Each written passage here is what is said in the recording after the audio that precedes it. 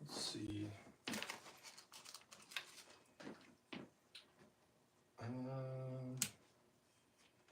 Spotify. Jumping on in a second, boys. Hey, Kicks, what up, brother? Hey, good to see you tuning in, bro. I'm just getting the music queued up, and then we'll get cracking.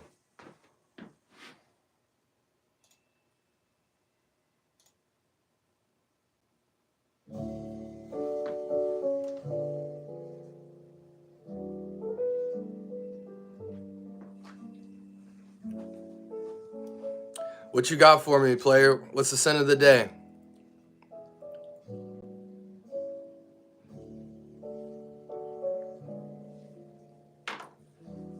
What up, SoCal?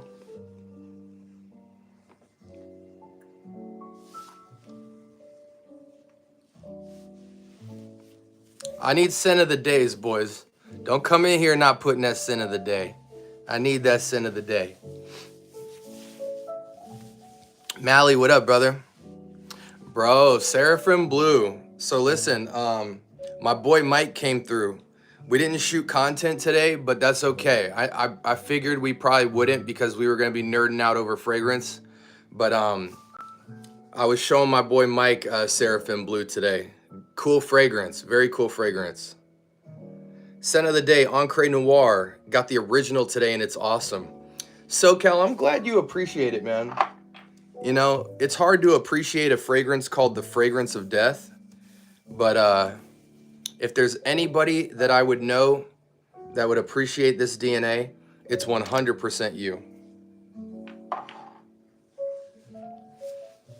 Scent of the days, Amir Celestial, Paris Corner. This was another one I showed my boy Mike today, and he liked it. I always tell people, man, it's what Mancera Cedrat Boisé should have been. Maybe not necessarily Cedrat Intense, but beautiful green note in it. Nice presentation, beautiful. You can't, for 30 bucks, you really can't beat that. Good to see y'all all in the chat. Linen Vetiver. Matter of fact, speaking of Linen Vetiver, guys,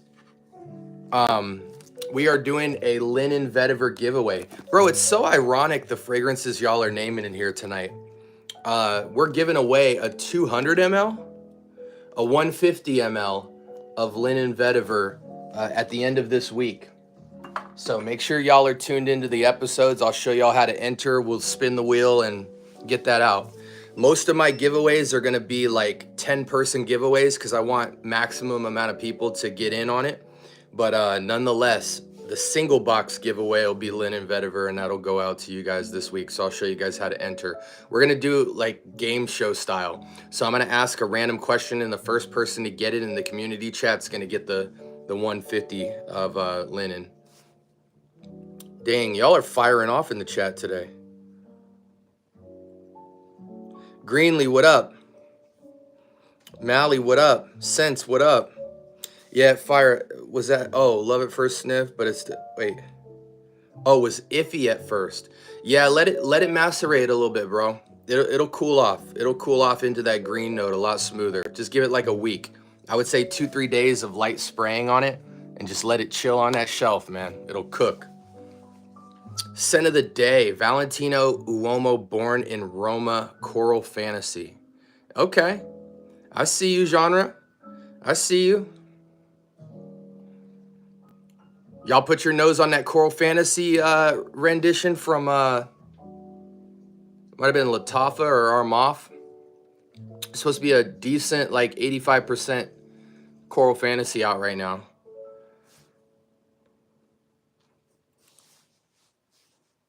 Scent mail today, Celerio, Epic, and a Celerio Elysium.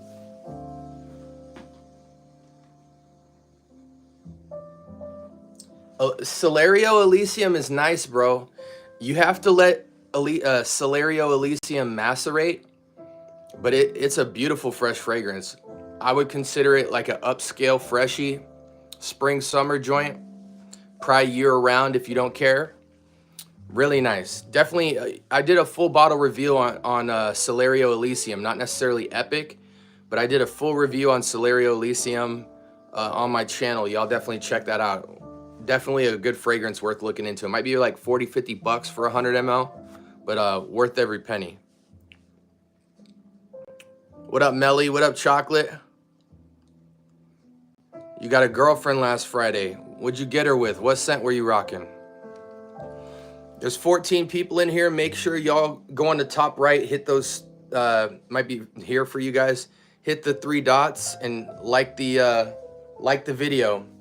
I don't care about analytics. When you like the video, if it gets around 10 to 15 likes right off the bat, YouTube will throw more people organically into the chat, and my chats always be bussin'. So if you guys want people chatting everything from inspired to niche to designer, hit that like button. YouTube will help y'all out.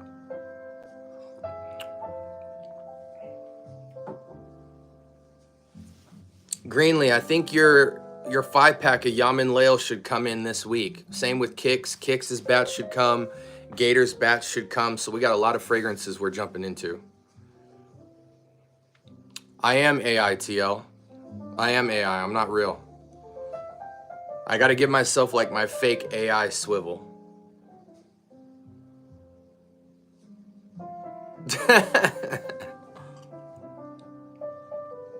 Always good to see Kix in here. Greenlee, SoCal, my regulars. Hey, listen, the doctor is here. They actually call me the scientist in the YouTube streets. Joel, what up? Good to see you, brother. I used the African leather. Ooh, Memo Paris. Memo Paris.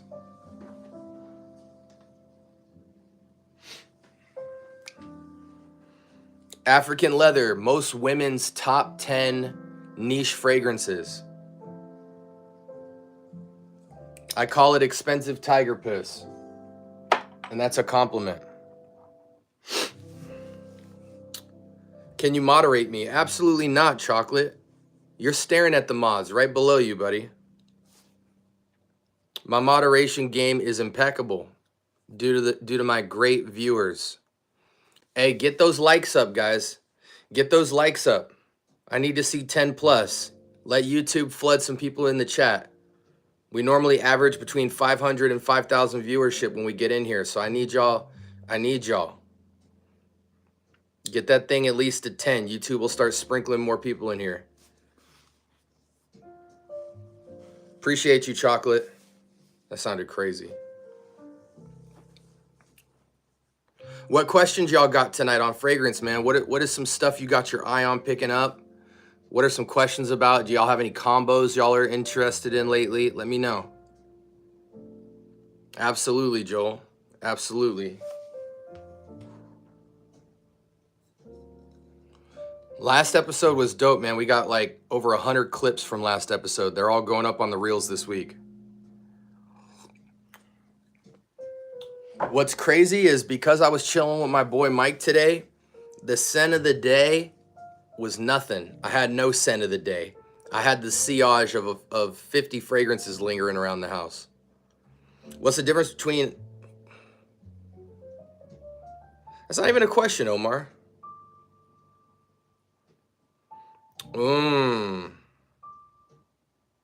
Yeah, Joel, I saw your DM, by the way. Thanks for reaching out on that house. I'm gonna definitely grab a discovery pack from them. We'll review those probably in 2 weeks.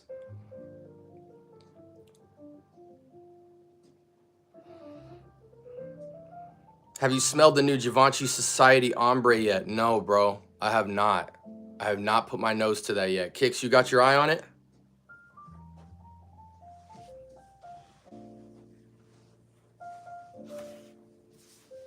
We went through almost my whole collection today.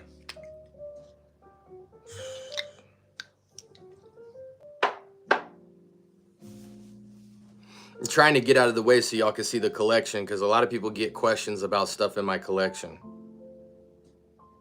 Aiming for it. Okay, Kix. Hey, y'all go support Kix, man. He's starting to post more videos, man. Joel, I need you to stop playing around and shoot me that text.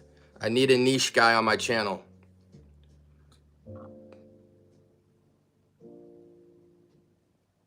No, I don't care. I don't care what I don't even care if you say flavored water, chocolate. How do you determine if a fragrance is worth its price? I don't know, man. A lot of people walk through the basic kind of bar graph of checkpoints, you know what I'm saying? Price, performance, sillage, projection, blend, dry down, season. Um, and then you have a lot of people who kind of are very presumptuous about what house it's coming from, what part of the country it's coming from, the synthetics, all that jazz. I mean, the reality is clone, inspiration, designer, niche, they all have their flaws and they all share in flaws. It's not niche fragrances can smell cheap. Niche fragrances use synthetics. Cheap fragrances can smell expensive, but cheap fragrances also use poor ingredients. It's not a one size fits all. Every house, every juice is different. For me, when I'm looking at a fragrance, I don't care about the house. I don't care about the price. I look at first and foremost the ingredients. What's going in the juice? Are they notes that I gel with well? Are they interesting? Are they intriguing? Do they look different from stuff I already carry? You know, back in the day, I used to be cool with smelling fragrances just if they had an interesting lineup. But for me and where I'm at with my collection now, with over 150 bottles minimum, for me, I have 5 to 10 fragrances in every single category that I consider to be star-studded fragrances. And for me, it becomes a matter of, does it beat out or offer me a different dimension of a certain fragrance? So for instance, if I'm looking into freshies, you know, we've gone over this 100 times, guys. You have fresh green, fresh soap, fresh earthy, fresh fruity, fresh citrus, fresh soapy, fresh herbal, fresh aquatic. So when I'm looking into freshies, I'm exploring those various note categories and I'm saying, what stuff do I gel with very well? And how deep is my bag in those categories? What does my fresh aquatic side look like? Do I have anything very good performing? Do I have stuff that just smells good? What's my occasion basis for everything? I don't buy fragrances for occasions, but when I'm looking at my fragrances, I say, what occasions have I worn this thus far? And do I feel like there's any lacking on where I've tried to wear a fragrance? So for instance, there's a lot of freshies with charm back here. For instance, Lalique White, one of the best to me modern fougere, fresh linen, fresh soapy fragrances with spices. More American spices, not anything like cinnamon or cardamom or anything like that. This is more petitgrain, tamarind, white pepper, Szechuan pepper, stuff like that. But as amazing as this smells, if I'm outside with it, it doesn't perform as well. So this is an amazing upscale freshie for the indoors. So when I'm exploring fragrances and stuff, I might consider what's a fresh modern fougere that I have that has better performance and can last outside. So I might pivot to something outdoors in the fresh linen realm, you know, maybe something like a musk therapy from Initio. Not necessarily in the same wheelhouse, but definitely an uplifting freshie with charm that can have some serious push outside. You put 6 sprays of this on, you're gonna go the distance 8 to 10 hours, even if you were outside on a windy day. So this is just different stuff that you think about. Price is completely subjective. You know, what are people willing to pay? I think a lot of times some people feel that some people feel in the moment like buying an expensive fragrance will cut off their addiction to getting other fragrances. But as you guys all know, fragrances fall into certain pockets and certain positions, and you'll always explore the what if and the what scenario that you're trying to fill in the gap for. So some things you have to contemplate is, with all of the options we have today, up and down each category from dupe to niche, you know, maybe it's something like Mancera might retail for like 150, but for that 150, you can get 6 inspirations at 100 ml depending on where you're at in your fragrance journey, that might make more sense for you from a utilitarian standpoint rather than just getting one amazing fragrance. Like say you picked up Mancera's Vetiver Sensual. This is an incredible Mancera offering. It's incredibly versatile. However, if I'm only sitting on 10 bottles, it makes more sense for me to take that same money and scale out. Maybe mess with La Lique in some vetiver fragrances like Vibrant Vetiver Delight or La Lique Equus or La Lique Encre Noir a la Extreme, things like that. Where you're at in your journey and how deep your bag is and what, and another thing is like people don't realize where they live. You know, me being in Arizona with high heat all the time,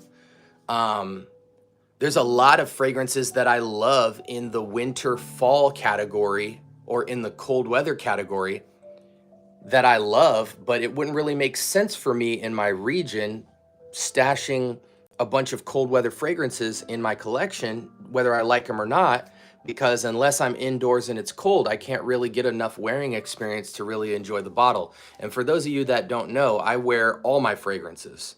I do not go 2 days back to back wearing the same fragrance. So I rotate out of my entire collection constantly, and it literally takes me about 2 or 3 years before I have a super complete sense of how much I value a fragrance. Something like Assad is, where is that at? Something like Assad, I really hated at first. The Sauvage Elixir with a twist DNA.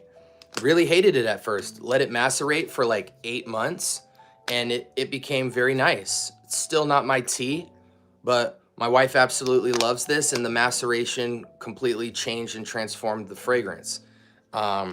Also, as your nose gets more educated and you start seeing certain note DNAs that are so commonly used, like amber and vanilla, or vanilla and cinnamon and spices, or amber vanilla and coconut, or amber vanilla and some kind of liquor, cognac, whiskey, bourbon, fresh fragrances, citruses on woods, citrus basket type fragrances, you know, your Baccarat Rouges and things like that. Blue fragrances. There's a lot of typicalness in ginger and bergamot and lemon and lime that get put on woods and metallics, and they call it a day. And so that stuff, even though something like Sillage or Silver Mountain Water or Virgin Island Water or Green Irish Tweed can at first have a lot of pull and appeal because they're upscale versions of a lot of basic DNAs, they do get old after a while. And so you want to explore different things. Sweet fragrances in the date category are a great example of this. You know, typically all of your sweeter date night fragrances are going to have vanilla and florals to some degree sitting on woods. Well, maybe you've smelled iris a lot and you're really into Givenchy Gentleman Reserve Privé and Le Male Elixir and Dior Homme Intense and Dior Homme Parfum and Dior Homme Cologne and Sport and stuff like that. And then you find yourself not missing iris enough. You might explore a different floral like a ylang ylang or a heliotrope or a jasmine or a juniper. And those are stuff off the normal beaten path of certain date night fragrances that can give you a different type of interest level. You fall in and out of season and in and out of love with a lot of different DNAs. And so I'm just kind of spitballing a lot of different things my mind goes through when I'm picking out fragrances for occasions, for seasons, and for utility. But price has nothing to do with that for me. Earlier on in my journey, I stretched an emphasis on getting more bottles of fragrance that I enjoy. But as a lot of you guys have seen from my fragrance channel, I own more decants than I own fragrances. So if my collection is like 200 bottles, my utility box isn't my only set of decants. That's just the more relevant ones. But I probably have 200-300 decants, and that allows me to be able to, between the decants and between going to Neiman's and going to Sephora and Ulta Beauty, I'm always able to never be in a situation where I'm blind buying fragrances. And that's critical because there's nothing worse than spending any amount of money, 30, 500, 1,000, on a fragrance, and then you try to convince yourself to like it, and over time have no utility for it, it can be very defeating very quickly and can take you out of even being interested in looking into new fragrances and exploring. You always want to give yourself the biggest amount of license to explore fragrances and change. Some fragrances work better on skin chemistry than others. That's a good point, Joel. Me and Mike were just talking about that. You know, the darker your skin, typically the more you suck up a fragrance on skin. So that's something to consider as well. Some things project and have better longevity on other people. Manav, what's up, brother? Good to see you. Thoughts on LV City of Stars? It's okay. It's a bit generic.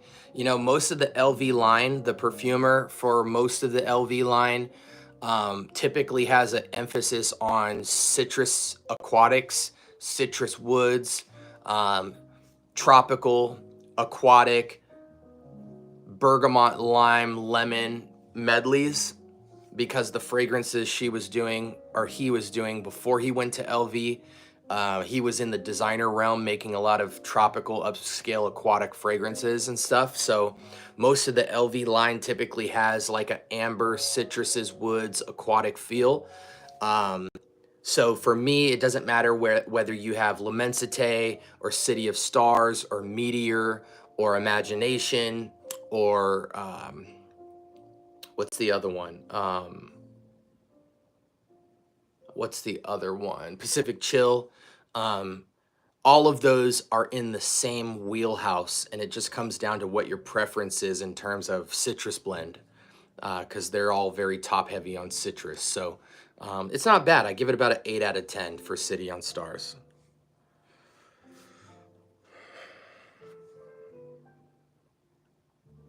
Okay, so that was a question to Joel, so we'll move down.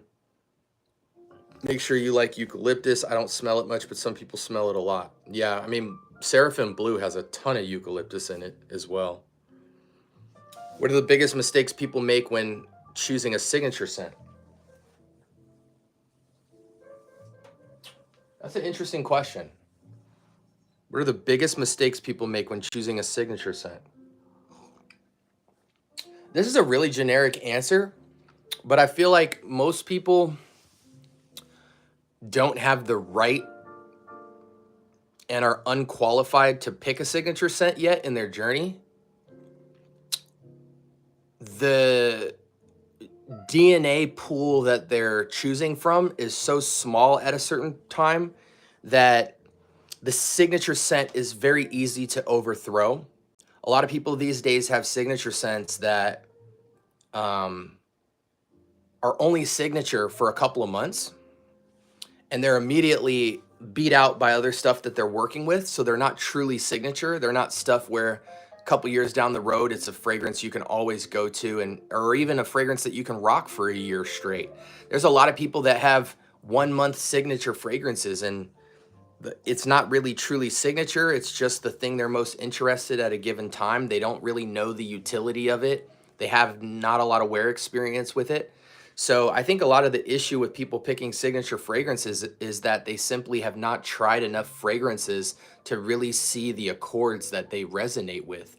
I know for me, an accord that I'm very drawn to with a lot of zero bias is vetiver. So for me,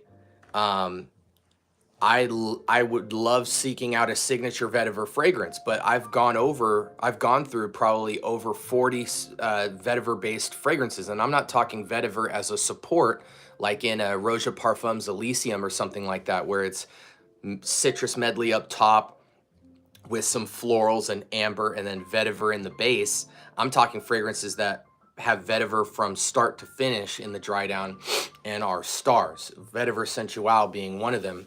But you know, I've gone through every vetiver. Almost the entire Lalique line is very vetiver heavy. And you know, a lot of Tom Ford is vetiver heavy. A lot of Mancera has vetiver. You know, there's a lot of great vetiver fragrances out there. So I've really explored the gambit of all the different renderings of vetiver: soapy, inky, earthy, green, clean, resinous. and figured out what I like. So I think it's a very generic answer for you, but people shouldn't look for signature fragrances. Signature fragrances should just find you. Gravitate to what you gravitate towards and spend a lot of time with it. And you should find yourself in the mood of, wow, I find myself just wearing this a lot. It really uplifts me. It really complements my lifestyle. I'd almost find excuses to wear it constantly, and then give that time. And then you'll find a signature fragrance just jumps on you.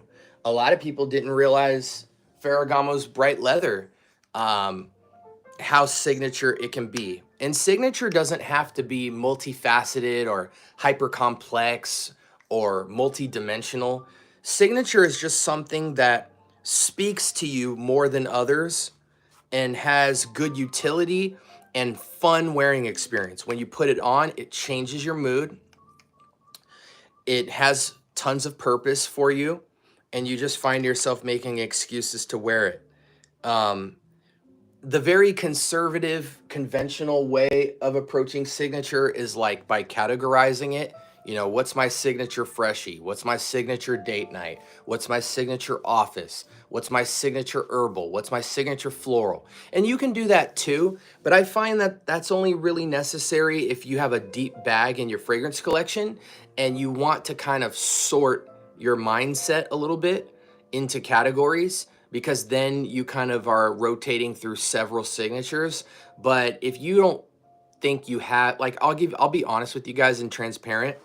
Out of this collection right here, which is probably 150 bottles just on these 4 shelves, and that's not even all of my collection, I maybe have 2 signature fragrances currently that I know are signature for me. And that's Vetiver Sensual and Gray Vetiver.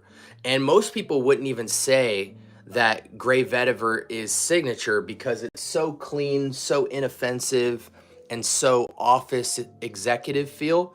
But I will wear this any season, any reason, any occasion, make excuses for it, always find myself coming back to it. I'm very drawn to Vetiver, bitter, briny grapefruit, and orris root. It's a timeless DNA for me, and I really gravitate towards it. Vetiver Sensual is more of a bright, earthy, invigorating citrus amber vetiver, and I just love the contrast of a playful, bright citrus amber basket with a very earthy, grassy, multi-dimensional, earthy, rooty vetiver take under it. One of the most commercial uses of vetiver out there. Now, that could change, but for me, Gray Vetiver and Vetiver Sensual, I've been messing with now for a very, very, very, very long time, and I'm quite confident that I will make an excuse to wear that fragrance anytime. And what's interesting is, like, Vetiver Sensual is a 10+ hour fragrance on 6 sprays. Gray Vetiver, however, is very light. Even in the eau de parfum concentration that I have behind me, I find I have to spray it 10 times just to get to 6 hours of performance, and I have to load it on skin and not on clothes. Gray Vetiver is also an oh, actually, this isn't necessarily, I want to show you guys another thing. I would consider Ancre Noir à la Extrême to be a signature for me, not because of my wearing experience for it by itself, but because of how useful this fragrance is as a layering fragrance. I would wear this fragrance individually anytime because it's reminiscent of Chanel's Sycamore, but done better, because Sycamore is this without the resins. I think the resins complicate this fragrance well enough to where it's just a simple, grassy, woody vetiver, but then the resins kind of drip it in this kind of red, ruby red, epoxy, ambery resin. It's kind of like after the fire pit closes out and it's just the raw, hot embers. This is kind of the fragrance that would emit from that. That's kind of the accord. But I'm constantly blown away by how much putting this fragrance under any fragrance completely dresses any fragrance up to be much more masculine. You know, 90% of masculine male men fragrances have woods under them. Cedar, um, vetiver, which can be woody even though it's a root. It's not really a wood. Um, Oak, birch. Most fragrances have that as a support, but there are a lot of fragrances in the blue category, in the citrus category, in the floral category that lack woods. And so they lean more unisex or they lack sophistication and stuff like that. But you'd be amazed how this can pair with so many designer and niche fragrances to give it some girth, you know what I'm saying? And to make it have a dimension of masculinity that wasn't there previously. So that could be signature in the sense that I combo that fragrance. I mean, you guys see the juice. Look at how much juice is left. You know, probably 40 ml left, maybe 50. So I utilize this as a combo fragrance with so many fragrances. If you like Armaf Peugeot and you love how close it is to Aventus Absolute, but it's not all the way Absolute because it feels more like Versace Eros Flame, or Energy, sorry, and it feels a little bit more fruity and loud, you throw Extreme under it, and now it's Dead Ringer 1-to-1 smoky, birchy Aventus. You throw that under Off and On Supremacy Collector's Edition, which instead of a loud, vibrant, zingy pineapple, it's more of canned peaches, canned pineapple, kind of dull, sweet, warm, muffled pineapple, but heavy on the oak moss, so it kind of leans towards Hasselhoff. If you throw All Extreme under that, it swings it closer to Absolute with a little heavier emphasis on oak moss. So it's amazing how that kind of falls into signature category as well. I'm always using it. Should a signature fragrance be a year-round wear? I think not on paper, but yes. Even if it's a winter fragrance or a summer spring fling, if you find yourself constantly wanting to have an excuse to wear it, then I think, yeah, I think the signature fragrance should be a fragrance where it smells so good to you that you will make excuses to wear it in seasons it shouldn't fit.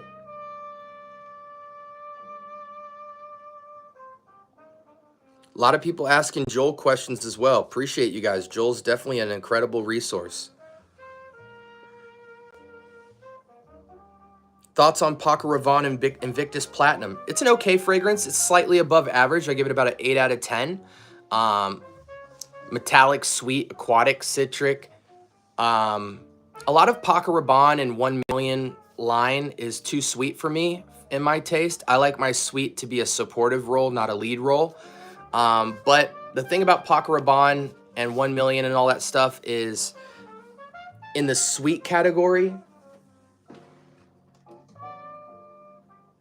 In the sweet category for metallics, bubblegum, Spice Bomb Extreme-esque type of DNAs, Paco Rabanne is one of the most sought after, even over Jean-Paul Gaultier, because there's a more teenager to late 20s charm to it that goes really well as both date night and kind of a flirtatious, fun, sweet fragrance.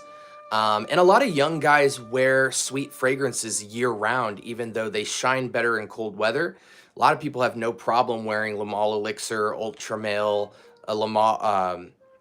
Paradise Garden, Le Beau. They have no problem wearing that year round, even though those shine in colder climates. So yeah, what are some good spring fragrances? Anything citrus based, anything citrus on woods, anything amber based, anything herbal, anything aquatic, anything metallic. Something that I'm really rocking with heavy lately is this Bentley Momentum Unlimited. It's got kind of a yuzu lemon metallic aquatic with herbals dressed around it. So those herbals kind of take a generic silver aquatic bergamot type of fragrance and just give it a lot more luxury feel, you know, with the herbals. So it's a very aromatic fragrance, and it's shockingly an 8-hour plus spring fragrance, which is hard to find.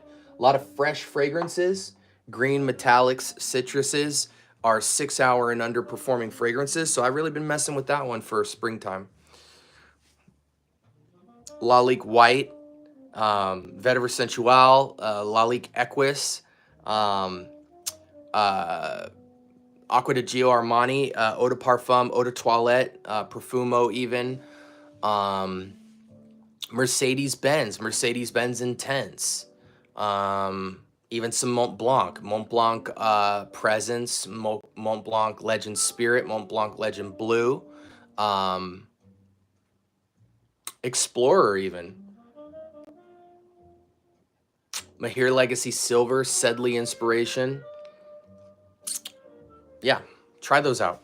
How often does a person need to wear a frag to consider it a signature? 2 to 3 times a week? Just wondering what an objective measurement might be. That's a good question. I think it's completely subjective. It's just solely my opinion at this point. But I feel like a signature is less about how much you wear it on a weekly basis and more of how much out of the year you wear your fragrance. Because if you have a big collection, it's going to be hard to wear a fragrance 2 to 3 times a week. But I would judge it by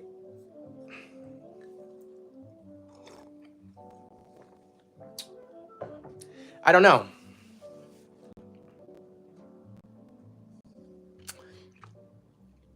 I don't know. It's really a completely subjective topic. But I think a baseline factor is the fragrance has to be so good that you will make excuses to wear it, and it makes you forget about seasons and reasons and longevity and all that stuff. If it starts to make you do that, you might have your signature fragrance. Growing up, which fragrance was your first love? Did your parents gift you with frags growing up? For me, Cool Water and Hugo Boss and Calvin Klein were my first loves. For me, growing up, I really only wore about 4 fragrances, and I still have the originals to 2 of the 4. So Versace Dreamer, this is an original early 2000s batch, second bottle, but still a vintage bottle at that. Uh, Gio Armani, not this version, which is the Eau de Parfum. It's a little greener out of the bunch. But Acqua di Gio Eau de Toilette, the frothy white bottle, had a lot of wear with that. I have a vintage Marc Jacobs by Marc Jacobs original. The juice got browner, and I kept a good amount of it because of nostalgia. To me, this is what Cedrat Boisé kind of has always chased after, or even Chanel's Coromandel kind of chases after this DNA, but it's got a timeless classic to it. Extremely warm, cold weather fragrance. I wore this year round as a signature scent. And this is an original bottle from like 2002-ish, maybe. And then the other fragrance I wore was Dreamer, Marc Jacobs, Gio Armani. And then there were some, I know I'm missing one, but there's some other like stuff from other people that I would wear. So for instance, I was rocking very occasionally Drakkar original, or sorry, Drakkar Noir, Curve, Nautica Voyage, Cool Water, Jordache, all 3 of the different Jordache variations, you know, Jordan's knockoff 99-cent store brand, things sprayed like a super soaker. But most of the time, you could find me rocking Nautica Voyage, Marc Jacobs, Gio Armani Eau de Toilette, and Versace Dreamer.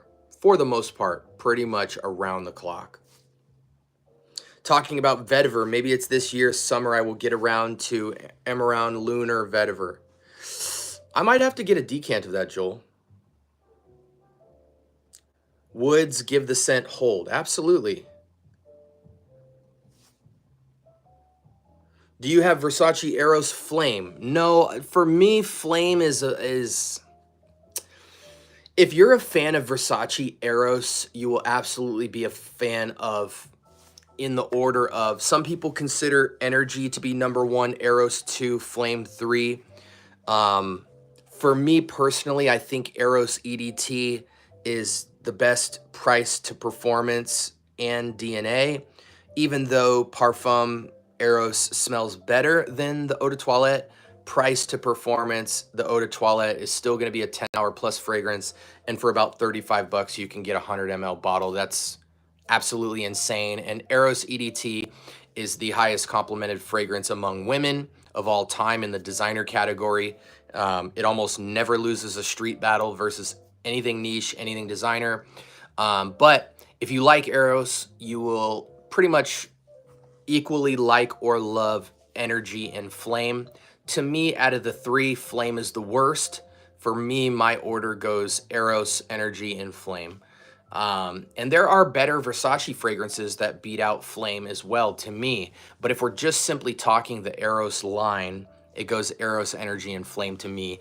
Energy is redundant to the clone world right now because there's better renditions of Aventus that have that juicy, flary pineapple lemon feel, such as our Moth Per Show 1. Not as much Off Not Supremacy Collector's Edition, but that's still better than Eros Energy. But yeah, the only Eros I carry is Eros EDT because I think it's the best fragrance from Versace ever made. And price to performance is insane. I only keep a 50 ml. I don't gravitate towards Eros DNA. However, this fragrance has never done me wrong. It doesn't matter where, when, how much I wear this. This fragrance always pulls compliments. It's always a crowd pleaser. It's always a mood lifter. It's a play on upscale casual and slightly seductive as a fresh vanillic apple type of fragrance. It's got a luxury feel to it. It's timeless. It's an eau de toilette, so it has better projection of about 5 to 6 feet. It's just the best fragrance to me in the category. Jeremy Fragrance would agree with me, and we don't agree on a lot. And it's kind of funny. Me and Jeremy Fragrance are like 2 days apart in age. What are the biggest misconceptions consumers have about niche versus designer fragrances, and how do you think marketing plays into that? Before I say anything, I'm going to say that the thing that a lot of people forget is 1/3 of the world wears a fragrance. So 2/3 of the population even wear or think about fragrance. And out of the 1/3 of the population, not just American, but out of the 1/3 population of the world that even wears fragrance, about 90% of that 1/3 has less than 2-3 bottles of fragrance. So anything clone, dupe, inspiration, niche, and designer for most people is pure Japanese. They have no clue about it. They know nothing about the diversity in fragrance. So for them, they don't even have, I'm talking about the 1/3 here that purchases fragrance. Most people take a fragrance and they will wear it for 5, 10, 15 years before they even consider changing fragrance, because most people are sissy sprayers, and so a 100 ml bottle is going to last them an eternity. You know, I wore Marc Jacobs every day of the year for 4 years straight and really never ran through this juice. So that's that. So when we talk anything about diversity in fragrance, such as designer versus niche or whatever, we're talking about a very small group of people in FragCom. And you'll notice that if you look on YouTube, the fragrance community on YouTube, which is the biggest platform in the world, is extremely small. But now moving to misconceptions, there's a fragrance reviewer, Kells. I really respect him. He's got a massive collection, mostly niche and designer. And he got frustrated about how popular inspirational and clone fragrances have become, simply because of the notion that inspirations and dupes are cheaper than niche fragrances. I don't know if you guys recently just put your nose to Dior Homme Parfums 2025 rendition, but that fragrance is going for something like $300-400 right now. It is mountains worse than original or even the latest rendition of DHP. The ingredients feel cheaper, the juice feels lighter, and it's a poor rendition of fragrance, both on a back-end perfumery ingredient side and just on the DNA that they evolved the fragrance into. That juice is $300-400, and it smells like $100 or less juice. One huge misconception with niche versus designer or a clone is that the more money you spend on a fragrance, the better the formulation. Every tier of fragrance utilizes synthetics in fragrance. Every house mixes ingredients to build accords, and in so many instances, the higher price point for the ingredients that are used to make a juice are oftentimes less than $30 or $40 to make juice. In fact, most juices can be made for less than $20. There's a lot of popular perfumers online that you guys can look into, see how they buy fragrances, and the only time you really get into expensive perfumery is when you start messing with notes that you can tell the difference between the natural and the unnatural.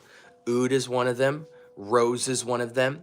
Herbals, oftentimes. What else? You got to remember, synthetics have to be used to give a fragrance projection, longevity, moldability. And so just because a fragrance smells synthetic doesn't mean it's cheap. Okay? So yeah, as you move into more expensive fragrances, yes, it can be said that in many cases, the price hike is partially due to more expensive ingredients in the perfumery, but not in the disparity that you would think. So for instance, the difference between a fragrance that costs $100 and $400 like DHP, in your mind, you might think, man, that fragrance must take $100 or $200 to create. Almost never the case. Most batches can be produced for less than $20. As you start to move up, maybe $50 max to put a juice together. Again, unless they have something like real ouds, real rose, better quality synthetics and stuff like that, which many houses do. I'm not canceling them all out, but the designer and niche category, it happens a lot. Mind Games is a house that when you actually break down the ingredients they use in their perfumery, it's higher quality than designer, but not much. You know, the juice might cost $50 to $100, and the only reason it costs $50 to $100 is because you're mostly paying for the glass chess piece looking bottles. And so does that justify a $500 price tag? No. Another thing is because of where designer fragrance and inflation have placed the average price of perfumery to be somewhere between $80 and $200, is that fragrance houses that have been around longer and have certain names just surcharge the piss out of their fragrance. And here's another reality of fragrance that's really interesting. Let's take Vetiver Sensual, for instance, right? This fragrance retails at like $199, $200 MSRP, still to this day. But if you go to Fragrance by CA, Max Aroma, Joma Shop, Aura Fragrance, you can find this fragrance for $70. 120 ml, same bottle, no weird batch, no nothing. Original packaging, it is that fragrance. So what a lot of these designers will do, still to this day, is they will list their ticket price of their fragrance to be $1, $2, $3, $4, $5, $6, $7, $8 to $1,000 for the fragrance. And then if it doesn't move, they know that they can simply push it to a retailer online and have it marked down. One of the biggest examples of this is the House of Lalique. If you look up right now on the Lalique website, the MSRP of their fragrances, most of them sit from $100 to $200. This fragrance MSRP is like $140, $130-ish dollars. But if you look on any discounter online retailer, it goes for $25. So a lot of people will tell you, hey, get Lalique White, it's 25 bucks. And then you might be tempted to think it's a cheap fragrance from that. The lady who made most of the Lalique fragrances has worked for Chanel, has worked for LV, and is responsible for a lot of the key player niche and designer fragrance in perfumery. And the only reason you don't know that is because Lalique is not known for fragrance. They're known for, you know, decor and stuff like that. But the perfumer behind these fragrances still MSRPs their fragrances like a designer price level. So that's another issue, you know? And I imagine, and that's every fragrance. Lalique White, $150. Ombre Noir, like $200 for that fragrance MSRP. Still, today, if you go to their websites, you will see them listed for that high, and then you'll go on a discounter and they'll have the same fragrance for 40, 50 bucks. So that's another thing that really is frustrating in perfumery is like, I saw the backwards thing happen. I went to a mall about 2 months ago, and they had Assad, which on any website, including Amazon, is listed for $20. There was a perfume store, like Perfume Mania or something, in Santan in Arizona, that was trying to sell Assad for $100. Why? Because if Sauvage Elixir is $150 to $200, don't quote me on that. My price on Sauvage Elixir, I don't know, but I would imagine it's north of $100. If they're selling fragrances for $150, $200, they can still mark up the heck out of the clones. And people are so dumb, they don't even know you can find this on Amazon because it's called Latafa Assad. So I went in there and I just simply asked, you know, how do you guys stay in business? As soon as one person finds out that you're upcharging 4 or 5 times the price of a clone simply because the fragrance it's cloning is like $200, and then you can come in and say, hey, this smells just like Sauvage Elixir, but it's only $100. I mean, that's insane. Their whole business gets shut down. Here's another example. Aventus DNA. People know that Aventus is like $300, $400, right?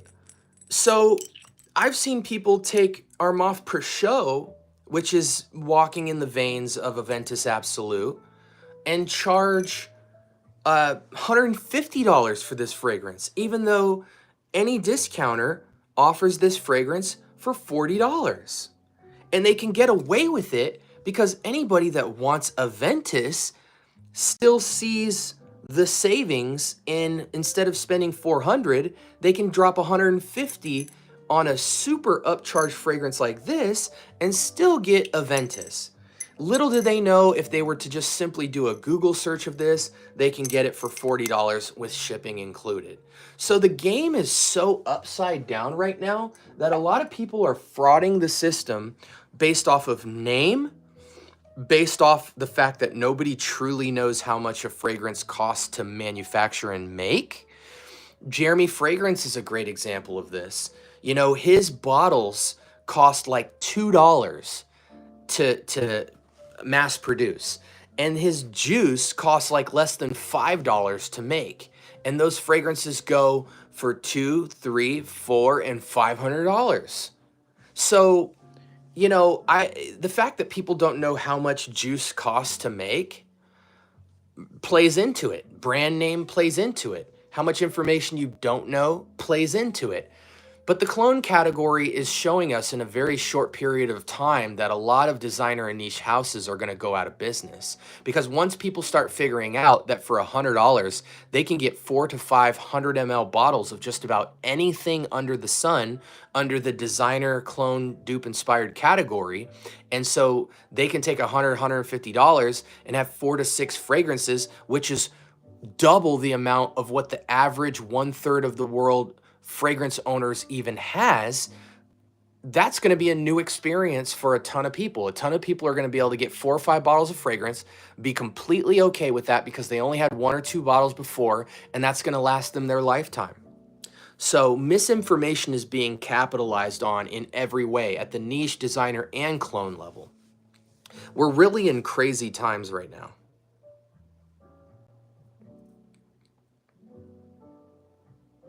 Yes, Greenlee. How do you think cultural and historical influence... Bro, Mike, you are rocking me today with the questions. I appreciate it. How do you think cultural and historical influences shape our perception of certain fragrance notes? I mean, that's a very loaded question because we'd have to go case by case. But if I was to show like one example, it's like um, a lot of people growing up, their dad wore harsh peppery fragrances, harsh green fragrances, or fougères, Dracar, Fahrenheit, um, Bois de Portugal, if they had the money. Um, so there's certain notes in fragrance that can just throw you off. Purple florals for men. Oftentimes you smell a purple floral like an iris or a lavender, or like even a heliotrope or something like that, and it can remind you of an old lady. So you can stem away from classics like Dior Homme Intense, for instance, because automatically off rip, due to the cultural influence of the fact that a lot of older women growing up would wear natural florals and heavy powdery sweet floral type of fragrances. Now anytime you smell florals, a great example of this is like BDK's Grise Charnel, or the clone Liam Gray, which is 1-to-1. A lot of people are very intimidated by purple florals, white florals, and fig because it's too sweet, it's too powdery, and reminds them of old women. So that plays into fragrance. A lot of people, florals have culturally influenced the fragrance game incredibly because they've always associated with women north of 30 years old. Men constantly associated with fougères from the 80s, 90s, and early 2000s. So like a lot of men today that are either teenagers to late 20s struggle to wear any fougères because they automatically have a connotation of a 30 to 50-year-old man from their childhood wearing Dracar Noir or Dracar Original or Dracar, not Dracar Intense because that's a newer offering, but or Bois de Portugal or Fahrenheit and things like that. Or Dreamer even. A lot of people don't mess with Cedrat Boisé and Coromandel today, which are like almost modern renderings of Marc Jacobs and Versace Dreamer, because fragrances smell like Dreamer. A lot of people today don't mess with fragrances with apple because it reminds them of Nautica Voyage. You know what I'm saying? Like anything green apple kind of gives them a Nautica Voyage feel, or a Mont Blanc Explorer feel, or a Lacoste Red Play style and play feel. Um, you know, um, as men get older, they struggle to wear fragrances with vanilla because it's hard to make vanilla feel mature.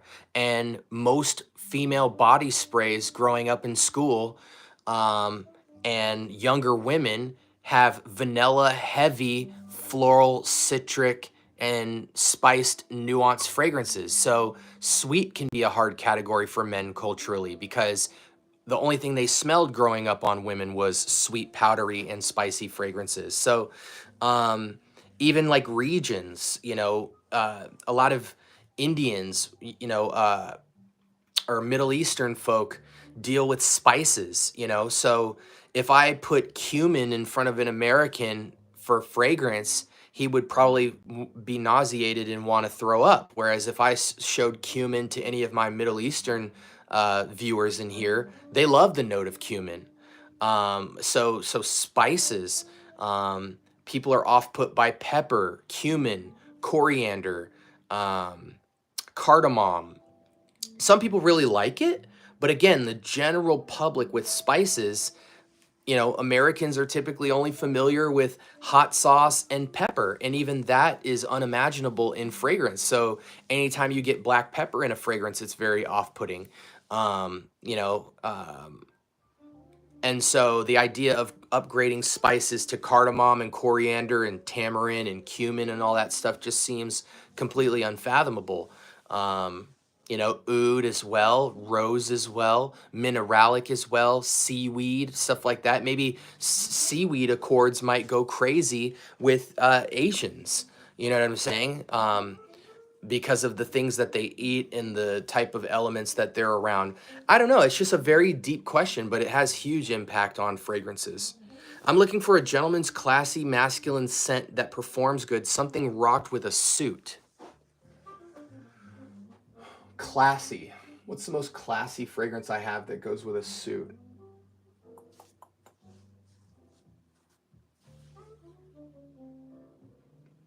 I think the cheapest offering that you can get that would go very well with a suit is Mercedes-Benz Intense, not the original EDT, even though that's a very good fragrance and it's very close to Bois de Portugal by Creed.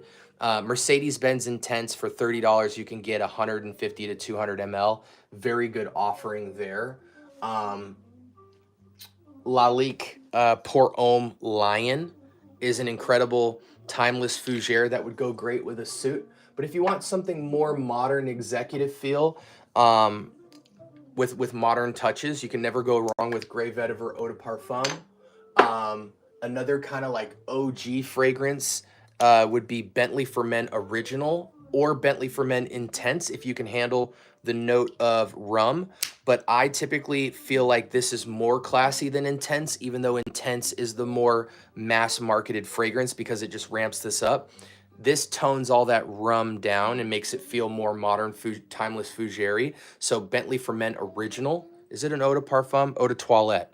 Very nice projective, masculine, classy fragrance.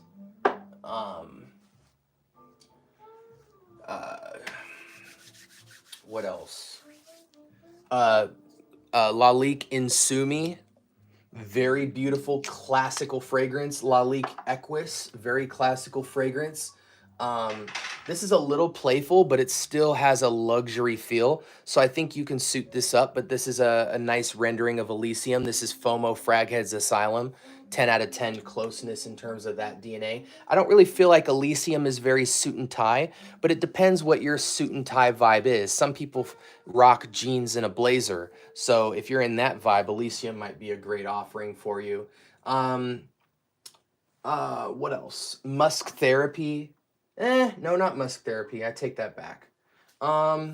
Bentley Momentum Unlimited is a very nice offering. Bentley for Men Black Edition is a very nice offering.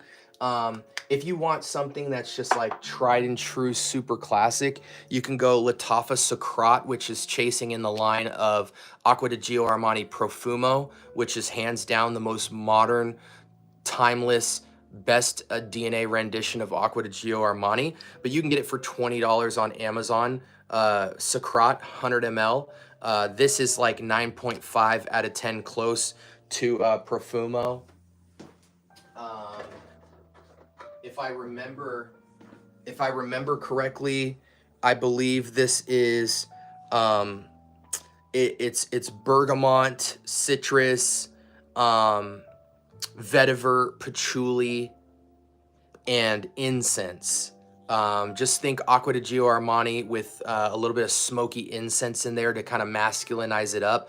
But Acqua di Gio Armani is probably one of the most versatile male fragrances of all time. It is a classy man DNA, and unfortunately, Eau de Toilette and Eau de Parfum oftentimes feel old. Even the Parfum is second in line to this in terms of what you should be wearing from a modern sense. But if you need it affordably, this is an incredible offering. Profumo is discontinued, so it is hard to get, but I think you have to have Profumo DNA if you want Acqua di Gio with a modern feel to it. Again, citrus, marine aquatic, vetiver, and patchouli and incense. Very sexy, classy, metallic aquamarine fragrance. So yeah. Very hard to obtain that fragrance in its actual bottle. Pretty much all I have is Too Sweet. How long should we be macerating a perfume? There's really no rule of thumb for maceration. In fact, a lot of DNAs don't really need to macerate.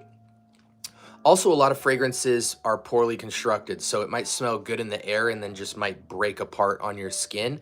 That's not necessarily a maceration issue, that's a quality control issue. But my basic rule of thumb when I buy a fragrance is I spray it about 3 times as soon as I buy it, set it on the shelf. Next day, I spray it about 2 or 3 times again, set it on the shelf. I wait 1 week.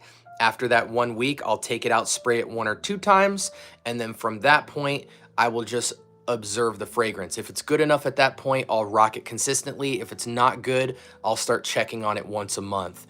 Assad is one of the, there's only like 2 or 3 fragrances in my collection that absolutely over time macerated to perfection. And one of them is Assad. Even though it's not my cup of tea, the fragrance it turned into 6 months in was way different than what I initially got off of purchase, which was this very brash, peppery, vanillic cinnamon fragrance. So yeah, maceration, I do that for the first week. Day 1, 3, day 2, 3, 1 week later, 2, and then I just, if I like it, I'll wear it at that point. If I don't like where it's going, which is rare, I'll start checking in on it once a month. Thoughts on Amber Oud tobacco? I'm going to be honest with you, Tobacco Vanille from Tom Ford is one of the most overrated DNAs of all time, in my opinion. At first, if you've never smelled Tobacco Vanille, you will be tempted to say, wow. But the reality is that in the category of vanilla, tobacco, and liquor, it's very basic. It's not worth the money. And for that reason, I think clones are completely unnecessary for it, because a lot of tobacco, I actually gave away my Tobacco Touch from Maison Alhambra, which was about 90% close, lacked a little bit of density. But for me, I just feel like tobacco and vanilla, though it smells good in the air, is a very hard utility fragrance, and that's simply because they kept it so linear. You can't do a lot with simply having vanilla and ashy tobacco. You need to dress it up, maybe start including some sort of liquor like a whiskey or a bourbon or a cognac. You need to freshen up or subdue the brashness of tobacco. You need to be very careful with how much vanilla you put in the fragrance. I think too many people overdouse vanilla with tobacco. That's why, to me, Le Male Elixir is one of the best handlings of tobacco and vanilla. But you see how they dressed it up. They put lavender in it to soften up the tobacco, and they put honey in it to glue it all together and kind of subdue the vanillic touch, so it feels more like a radiating amberish honey. This fragrance right here, if you guys can get your hands on it, is an incredible example of a fragrance that takes a wild crap on Tobacco Vanille from Tom Ford. This is Ombre Noir from Lalique, and I believe it has some slight vanillic touches, but only by about 10 to 20%. It is mostly a cognac, tobacco. I gotta look up the notes on this.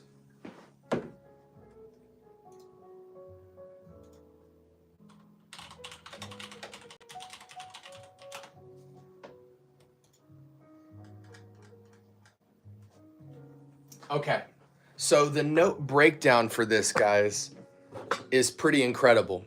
Up top, fig leaf, mint, and bergamot. Middle notes, we have tobacco leaf, cinnamon, and papyrus. And then in the base, we have cognac, myrrh, olibanum, cedar, and tonka bean. If that note breakdown doesn't get you excited to even want to try it, I don't know what else will. When we talk about fragrances like Angel Share or Tobacco Vanille or the Myrrh fragrance from Tom Ford, or what's the other one? Ebony Fume, I believe, or Ebony Fumes from Tom Ford. Anything resinous. This really can't be messed with. Smooth tobacco, but it's edgy. It has an edgy manliness to it, drenched in cognac. But then you have like mint and bergamot just like dancing all over the top. It's got the myrrh and resins, ambery resins and myrrh really go well with the cognac to give it like almost like an aged liquor feel to it.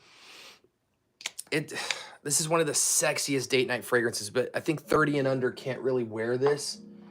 Tobacco Vanille is for young kids who want to feel like John Wayne or feel edgy. You know, if you're a young guy and you drive a motorcycle or you wear a leather jacket or like a bomber jacket or you go to cigar lounges or hookah lounges, you know, anything in that category, Tobacco Vanille is a good option for you as a young person, because with an aged fragrance like this, you might get too much hair on your chest. You'd have to be a pretty ambitious old soul.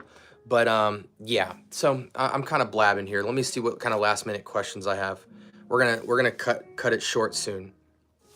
Joel, appreciate you for helping these guys out.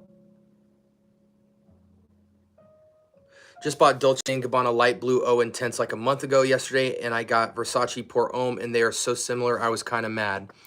Bro, to me, these are all in the same wheelhouse. Mont Blanc, Starwalker, Versace, Dolce & Gabbana Light Blue, Dolce & Gabbana Light Blue Intense, Versace Pour Homme, Risasi Hawass. I think I already said Nautica Voyage. Invictus Aqua. Bentley Silver Lake. Not Ferragamo. Anyway, all those fragrances are the same to me. But I am glad that you got Dolce & Gabbana Light Blue Intense, because it is better performing than Pour Homme. But yeah, sell your Versace Pour Homme, man. That DNA is really kind of like introductory starter kit to fresh fragrances. But yeah, I'm glad you got the intense version of Light Blue. You would have been pissed.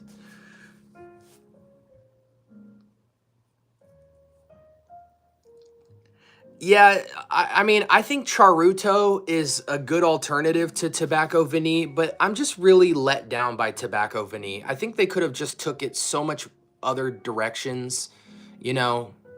It's for that reason that something like Kamarakawa is even more appealing to me. It doesn't have tobacco, but it's got coffee in it. You know, coffee would be a really interesting DNA to, or a chord to throw within the midst of tobacco and vanilla. Like what if something, they scaled the vanilla down to only like 10% and they went with like a coffee note with the tobacco and then used a floral to round out the tobacco so it's slightly edgy but more smooth. Tobacco Vanille is really just, I think it's an ingredients issue. I think the tobacco accord, as far as an ingredient standpoint, is just very poorly done with the Tom Ford. You know, even ebony fumes or whatever is better. The myrrh fragrance from them is better. Yeah. I mean, shoot, even Tom Ford Noir Extreme Parfum is better, and I hate that fragrance. Clove sounds delightful. Clove is not always delightful. It's very strong, and fragrances have to be very careful with clove because it's nuclear.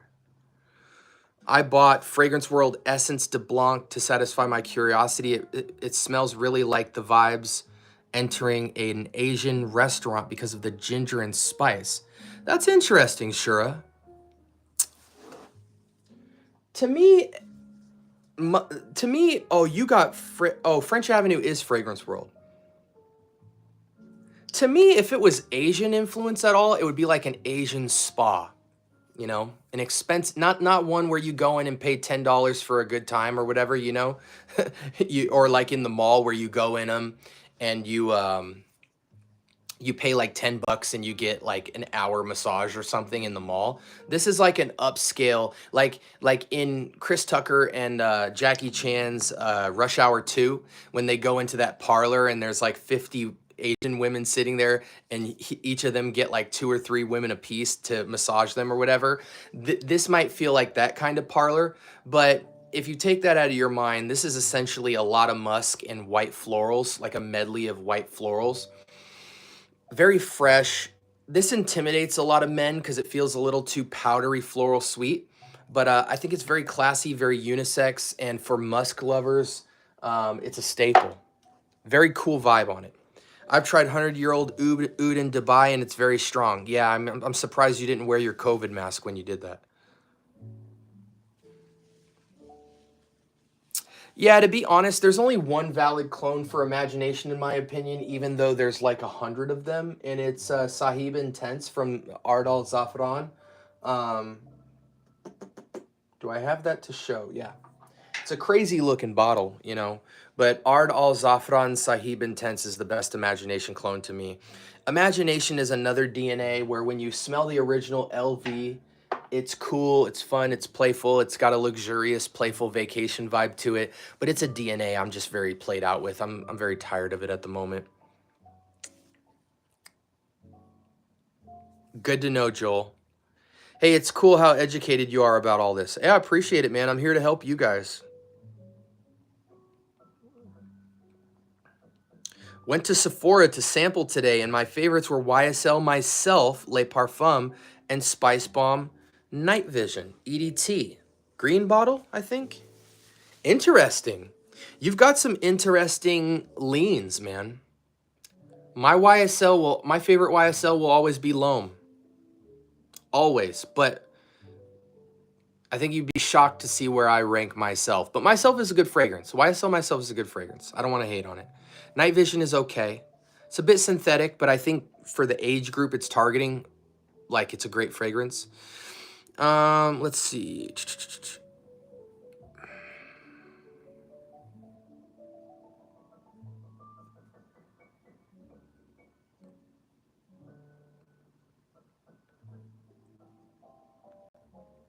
Sorry, guys, I'm just scrolling. Can a fragrance be considered timeless, or is every scent inevitably a product of its era? If you ask me, I think fragrances can be timeless, you know? I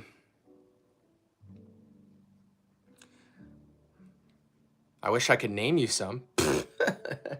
I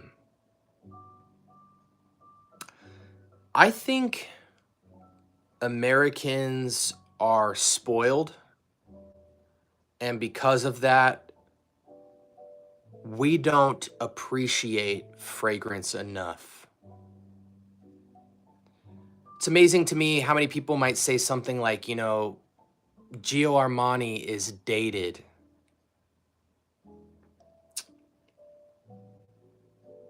And I try to really think about the psychology behind that, because they're basically just saying, you know, been there, done that, I'm bored of it. But I'm not. And some fragrances you don't appreciate until you've gone through a bunch of fragrances and you realize the value of what you wrote off in pursuit of choice. Just the idea of what else can really mess up your nose. And it can also really mess up your enjoyability of a fragrance. And that's why looking up fragrance notes and looking at reviews and getting in the culture of like review culture is so dangerous, because you stop enjoying fragrance. You're looking for notes. You're hunting for things you don't even really need to be hunting for. You think that it's intentional and you think that it's a good pursuit. And then in the end, you look back and you have 100 fragrances on your shelf that you don't wear. Everything has to go out of the window, and you have to just... I also think too many people speak before they wear their fragrance. I'm gonna sit down because my legs are killing me. Hold on a second, guys.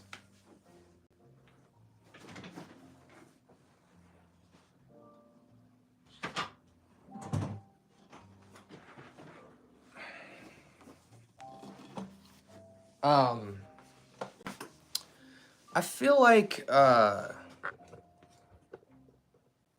what can I say, guys? I don't want to do a giant rant again.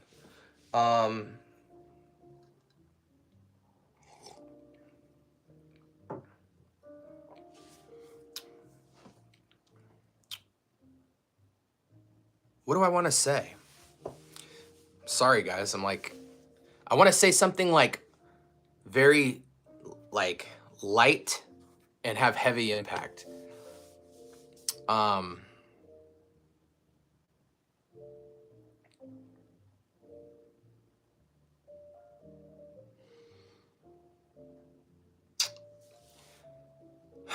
I think fragrances are like friends. You go through life and you acquire a lot of friends.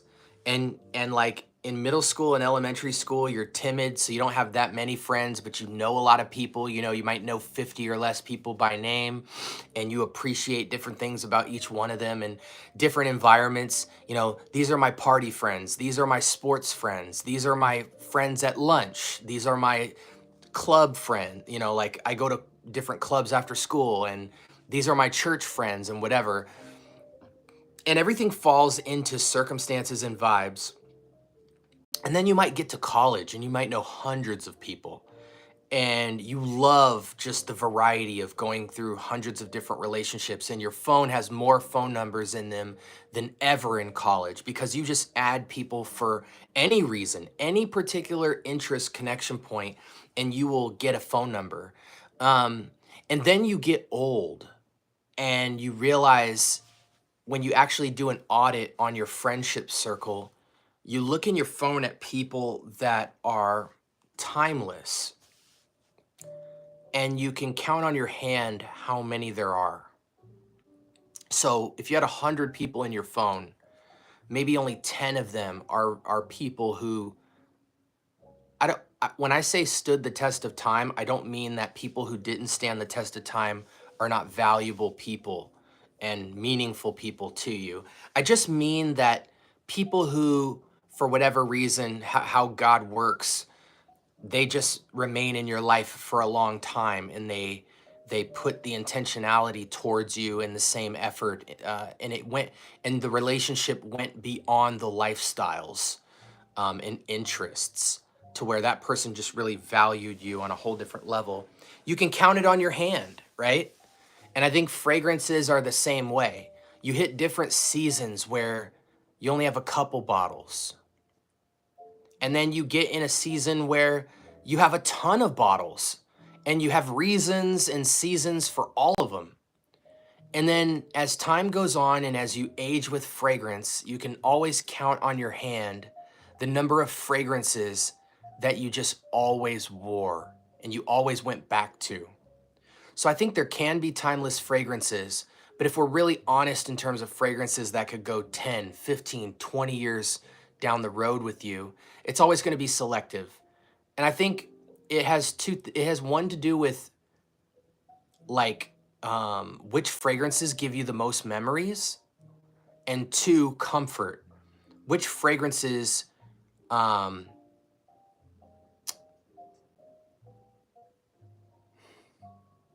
which fragrances remain love at first sniff. So it's a mix of the reliability of this fragrance is something that every time I went back to it, it uplifted me. That mixed with, man, I have so many great memories with this fragrance. And that's why I think a lot of people are underwearing their fragrances. Like the moment they have one excuse to why it might not be appropriate or might not be a great fragrance or might be a bad performer or, you know, whatever, they'll just not wear the fragrance. When I was young, I had to wear my fragrances because I owned them and I couldn't get more bottles. And so there were times I didn't want to wear a fragrance, but I would just slap it on. Gucci Guilty Original EDT. That was another one I wore in high school. There were times I didn't want to wear Gucci Guilty, but I would just put it on. And I would be amazed how good it would make me feel in certain environments. And because I was forced to spend time with it, I appreciated it in certain environments that I would have never gave myself the chance to experience if I went in it with the mind I have today, just thinking I know everything and it's like, it's amazing how many people today think they know everything. Like you'll be having a conversation with somebody and they're they're finishing your sentences in their mind, and they think because you said this thing that it's going to lead to this, and or because you did this it's going to lead to that and all this, and they can write up a whole script and scenario in their mind about you before you've even given context to anything. We're very presumptuous, we're very judgmental, we're very projecting, we're very prophetic in the way that we think we can predict outcomes and predict what we'll like about a fragrance, to the point where like I could tell somebody, hey, try this fragrance, and they'll say, what's in it? And I'll say, citrus is on woods. And they'll immediately say in their mind, been there, done that. Even though I could show you 10 fragrances that have a basic description of citrus on woods that smell 10 completely different styles of DNA. But because they think they know what citrus is on woods is, they write off fragrances. Sometimes people wear fragrances a couple of times and they'll say something like, oh, this is perfect for date night. And then they won't wear it anywhere else. And it's like, it's so narrow-minded. They don't get a full wearing experience. They don't push the boundaries of the fragrance. And so fragrances can never become signature for today's world of fragrance collectors. Never. They can have fragrances they might wear for a couple of months, but today's world of fragrance collectors rarely have signature scents. They only have today scents. Fragrances that today they're really excited about and tomorrow they're not.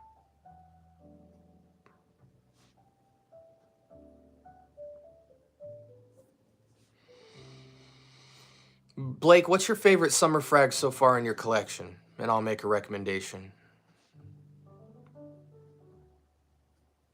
I need something modern and cheap. A clone would be great. Cigar, go with Bentley for Men Intense. Very nice modern fougere that's very timeless. You'll smell like a CEO. It's fougere, but it smells extremely modern. Extremely modern. It smells like they just made it this year. The OG La Male is considered as one of the most timeless perfumes. You can still wear it in this era today if you want. For me, this perfume does not rely on era when it was released. Okay. That's dope. I'm glad you feel that way.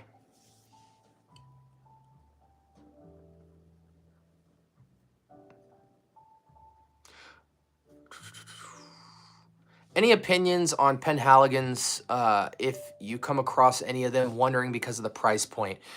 Tay, so we'll be getting a discovery set of that in the month of March. So we'll be reviewing quite a few fragrances in the house. And, excuse me, so just stay tuned. You know, I've got like 40 episodes loaded and ready to go, and we'll eventually get to that, the house of that line or whatever, and we'll review a lot of them. Do you have any recommendations for vanilla tonka bean amber fragrance for me? I'm curious about Lattafa, his confession.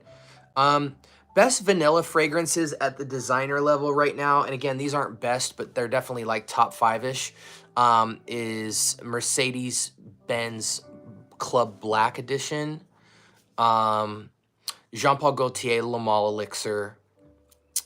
If we're going with the clone category, actually, here's another designer that has a really nice vanillic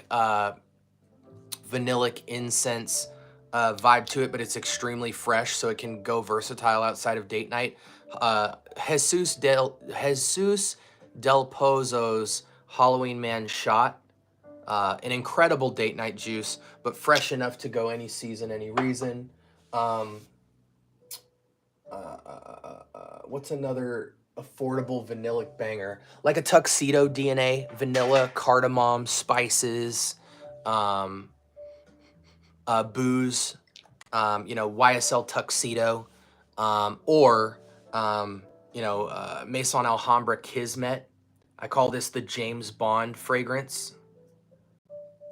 An incredible vanillic spices and booze-based juice that feels like something that you'd wear to a really nice restaurant or a ballroom.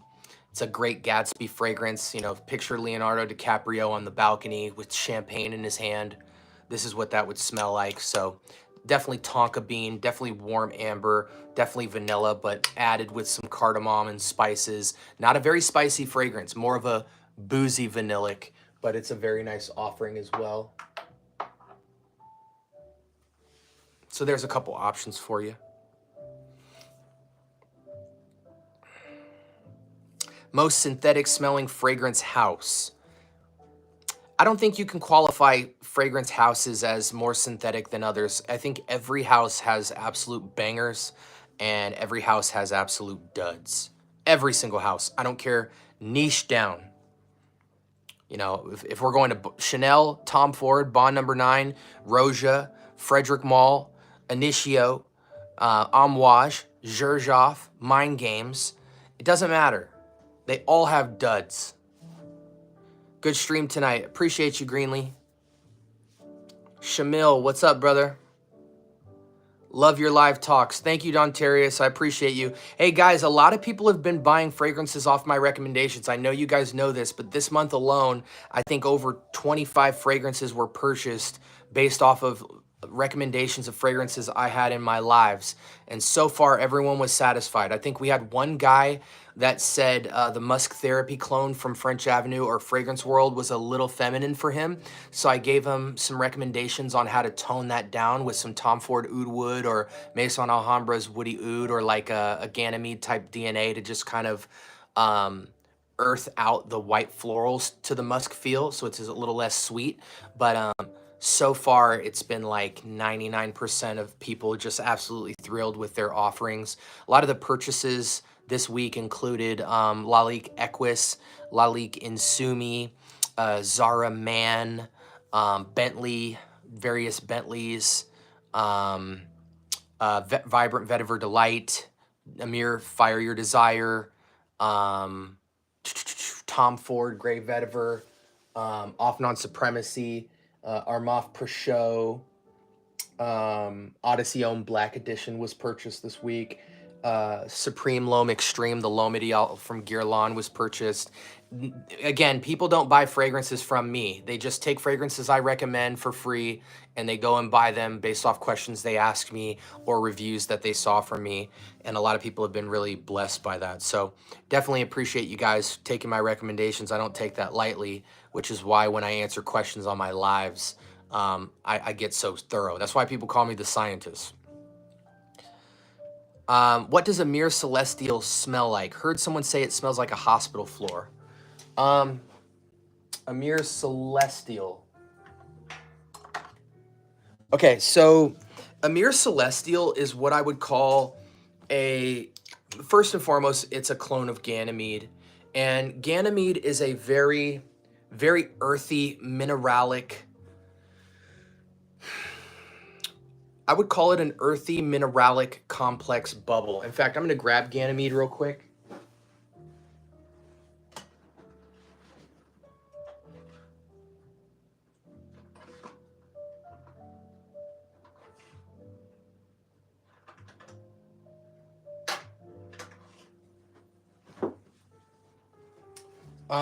So Ganymede is an earthy, mineralic, I believe, suede type of fragrance.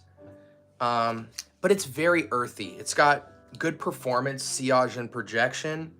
But where I think Ganymede fell short for me personally was similar to Atlas. They ramped so heavy on the earthiness, and they really only needed a little more floral element to it to really sophisticate the subdued sweetness, which I appreciated that they subdued sweetness and kept it very earthy. But I think within the sweetness, they relied too much on white florals and should have complicated it with something else, even a citrus or maybe a spice. I don't know. Delightful fragrance for sure. I believe the composition predominantly is violet leaf, mineralic, suede, slightly powdery. To me, it smells like heaven in a bottle, though Ganymede feels a little more grounded in earth. Amir Celestial is probably a 90% minimum, perhaps even a 95% close DNA to Ganymede. And it smells extremely close to Ganymede, though the nuance is that Celestial ramped up the violet leaf note, so it's a touch more powdery and fresh and aromatic and slightly sweeter. And for that, I think Celestial is the more commercial offering than Ganymede. I think Ganymede is a unique and challenging fragrance for most wearers. It's not a commercial type of DNA, but it's highly signature. So if it fits for you, it's a knock your socks off signature fragrance, but it has to fit for you because it is such a off the beaten path DNA that it's not going to fit most people. But Amir Celestial smells like you died and went to heaven and you were sitting at heaven's gates. And it's Ganymede with ramped up violet leaf and a touch of powder. But to give you like a non-Fragrantica breakdown, Amir Celestial smells like you died and went to heaven and you were laying on the clouds and you just smelled the purest air, the purest cloudy, slightly sweet, powdery, cloudy, earthy feel with a touch of suede, like the freshest cut of like a white suede. So it's very aromatic. Heaven's Gates on a cloud is what this smells like. I'm a big fan. I'm a big fan of Celestial. I think it was probably top 3 best clones of 2024. But I always tell people it's a mineralic, suede, and violet leaf fragrance. I got a dupe of Tom Ford Ombre Leather and I didn't realize it, but it is loud and big and a beast. I'll have to remember not to wear it in close spaces. Yeah, it'd be like that sometimes. Only did 2 sprays. Oh, gotcha. You're talking about off non-rare carbon. Yeah, but rare carbon is like a middle road of Tuscan leather and ombre leather.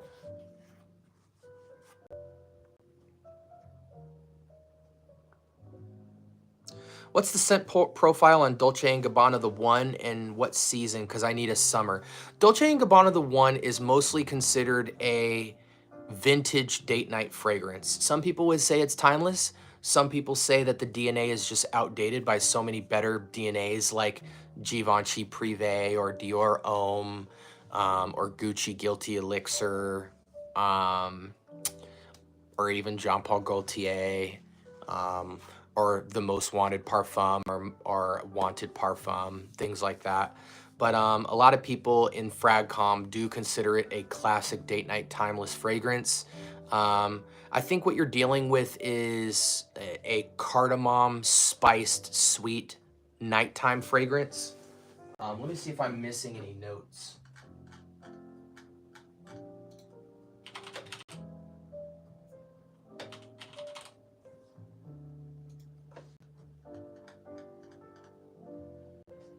Yeah, it's a warm ambery. It's a warm ambery, warm spicy tobacco cardamom vanillic fragrance. I think it smells a bit old school, but I'm okay with that actually. A good cheap summer is Club de Nuit Intense. Be warned, it's loud projector. Yeah. Thank you, Joel. The new Sephora Discovery set looks amazing in store before it was out. Yeah. Is Latafa Oud for Glory good? Absolutely. I just smelled Initio's Oud for Greatness. Where the heck? Where the heck is that? Oh. Yeah, Body All Oud's Oud for Glory is a great rendition of Oud for Greatness. Oud for Greatness is the tiniest touch, deeper and fresher, but this is louder. 12 hours plus, nuclear fragrance, not bad nuclear. This is a Great Gatsby fragrance. It looks like a ballroom Great Gatsby feel. It's seductive. It's fresh oud. It's not real oud, but it's fresh, aromatic oud, slightly sweet, moderately sweet spices, very smooth. It's got a very smooth tuxedo, not YSL tuxedo, but like a man. I think you have to be in a tux wearing this. It feels like a ballroom. What's nice about it, it's mysterious because of the oud and the spices. Kind of gives it this very mystery man, dark edges to it. But then what comes out is like the cardamom spice, slight vanillic sweetness. But if you like vanilla type fragrances, this is just like a 5-10% vanilla, just sweetness. You almost can't even read it as vanilla. And then it's just dressed in dressed down in the freshest cut of like oud and cardamom and some other additional spices. Very seductive, very signature worthy fragrance. And I would say it's about 9.5 close to Initio's Oud for Greatness, without question, one of the best, most accurate clones of all time. Absolutely. Anytime, Shura. Do you have a decant site? Do you have a decant site? What's the name of? Scentdecant.com is the best decant site in the world to me. Scentdecant.com. You always get 15 to 30% off of every decant. You can get the tiniest bottle you want, 1 or 2 ml with an atomizer on it, which is nearly impossible to get. And they have the lowest prices overall, and a very deep bag of fragrances you can try. The only time I would leave Scent Decant is if the fragrance I was looking for wasn't available on that particular website, which is rare. I took your recommendation of how to tone down the white floral scent from Glorious Oud. Your recommendation did wonders for me. Hey man, that's what we like to hear.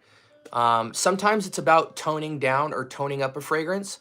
Sometimes it's about giving a fragrance a different edge. You know what I'm saying? So I don't always combo just to turn something down or up. Sometimes I combo to see like contrast in fragrance as well. We'll talk about that later. I'm doing a future release of an episode series called Combos, where I show you guys all my favorite combos in fragrance and how to get them, whether you have my fragrances or not. But that's great to hear, Stinky. I appreciate you. Speak on the recommendations to avoid the money saved is just as important as the recommendations to buy. Do I understand what he's saying? Let me think about that real quick. Give me 1 second, guys.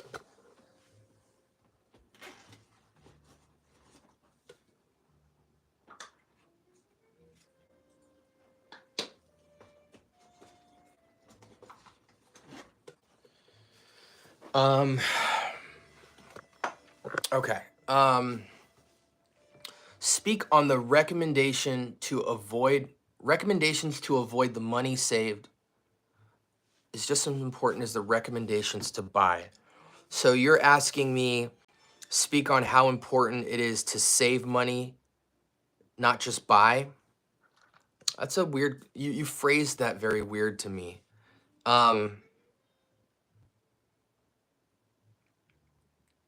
I'm not going to really expound on this very deeply because it's quite late and I'm getting tired, but I would just say I wish more people decanted rather than bought bottles.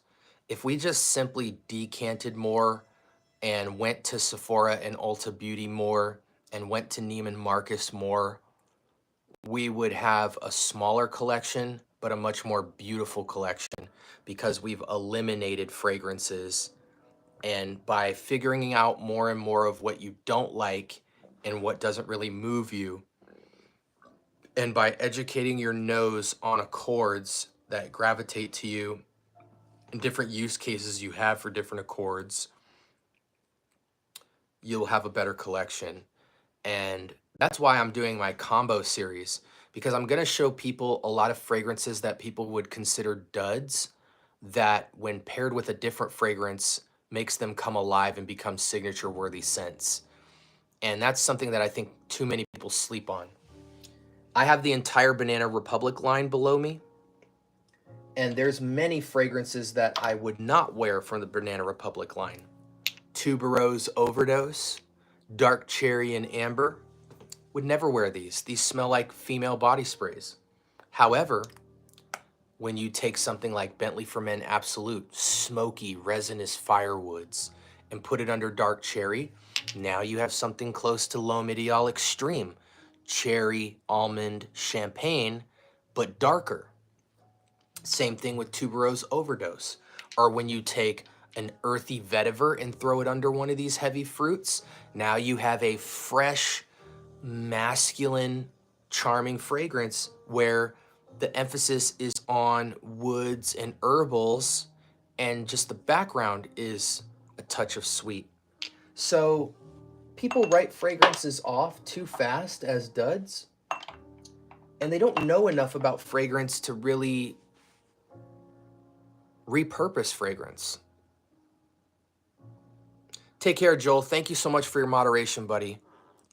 Greenlee, always appreciated as well. Would you say Lamal Elixir is a must-have? Yes. If you don't get Lamal Elixir, then you must get Halloween Man Shot.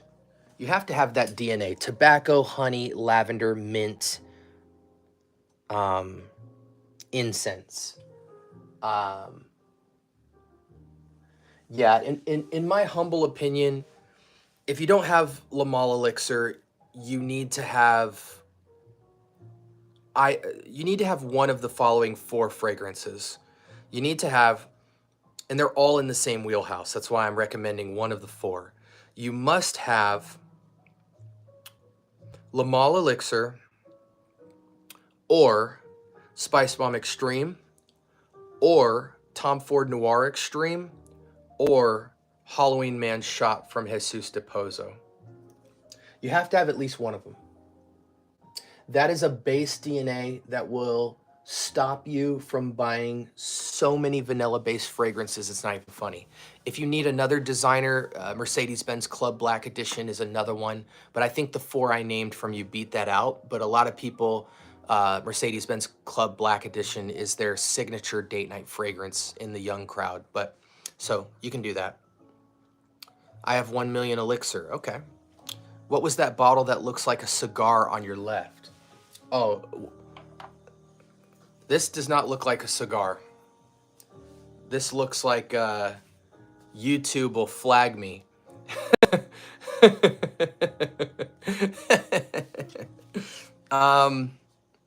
This is Cuba Gold. And I don't wear it, but I have it because it's very old school, and it has, this is almost like the first Lamal Elixir.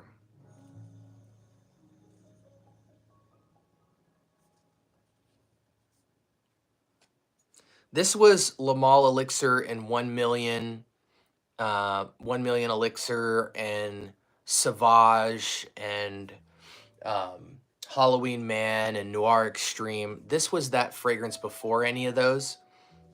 Seductive, sweet, vanillic, spiced date night fragrance. And it's a base DNA that's more of a collector's item for me. I don't wear it. How do you like Vibrant Vetiver Delight? It's one of the coolest, most playful renditions of vetiver out there. It smells like an expensive $100 can of Sprite. And for anybody who is very questionable or hesitant towards vetiver, that is a great entry-level vetiver to get. Very playful, very long-lasting, very inexpensive. And Sacrat. Sacrat is the best Profumo, Acqua di Gio Profumo rendition out there. It's a moderate performer, seductive marine aquatic and incense and patchouli fragrance. Extremely slept on. $20 on Amazon. One of the best clones in my entire collection. Okay, so Lachlan asks, what's the best office fragrance out of the list he provided? 1 Million Elixir is not an office fragrance. Club Black is not an office fragrance. Japur Homme is not an office fragrance. Glacier Bold is eh. Any Louis Vuitton fragrance is not an office fragrance. Ombre Leather could be an office fragrance. Cuban Tobacco is not an office fragrance. YSL Myself is not an office fragrance. Bleu de Chanel can be an office fragrance. When you go with any fragrance that has vanilla and spices or tobacco, that is not an office DNA. That is a loud projective monster that would be offensive to most people in an office. It's loud, it crawls around rooms, it sticks to clothes, and it sticks to items. When you go into an office, you want to be clean and maybe slightly sophisticated, easy on the nose with maybe 1 foot or 2 feet max of projection. You typically want to go with clean, linen, soapy, citric. Leather and stuff can complicate the fragrance a little bit, sure, but light. Tom Ford's Ombre Leather is very projective, but it's still quiet enough to where I would consider it an office fragrance if it was upscale office. You know, if you're working at a call center, Ombre Leather would be an inappropriate use of that juice, in my opinion, even though it's completely subjective. So out of all of that, I would say Bleu de Chanel, Parfum preferably, or EDP is going to be your best office fragrance without question out of that list. If you were to describe the movie American Psycho, what fragrance would it be? Easy. It would be Encre Noir OG Black, the fragrance of death.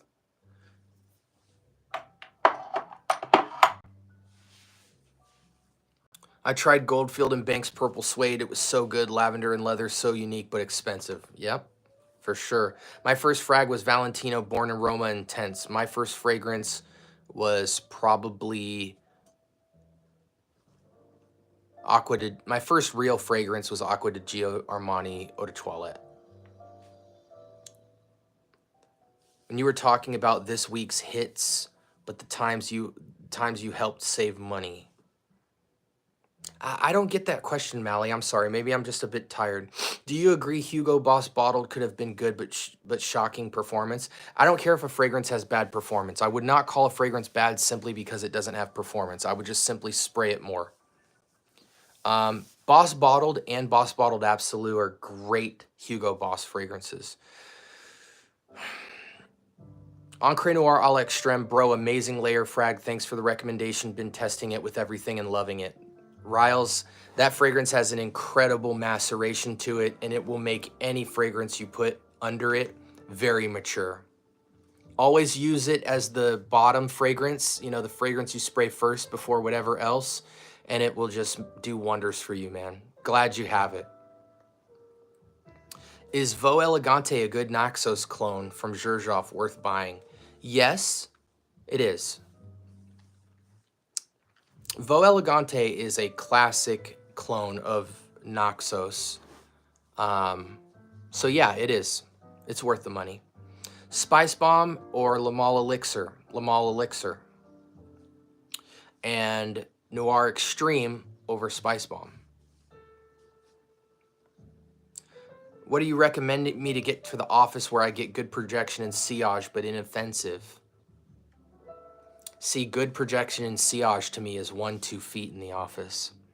I think Tom Ford Grey Vetiver EDP is one of the greatest office fragrances for men. I'm just going to put that out there.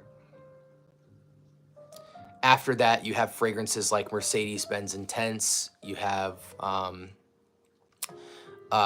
Creed's Silver Mountain Water, Bois de Portugal, Viking, Mont Blanc Starwalker,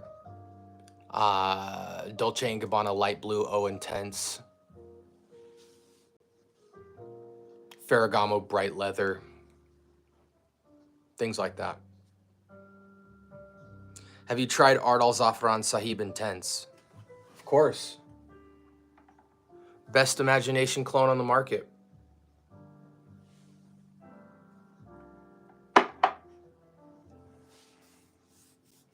It's very close. It's the closest. What's that one down to the left that looks like a cigar? I just showed you guys. It was Cuban Gold. My first was Gravity. Wow. First designer was Versace Dreamer, 12th grade. My second fragrance was Versace Dreamer, and this is a vintage bottle.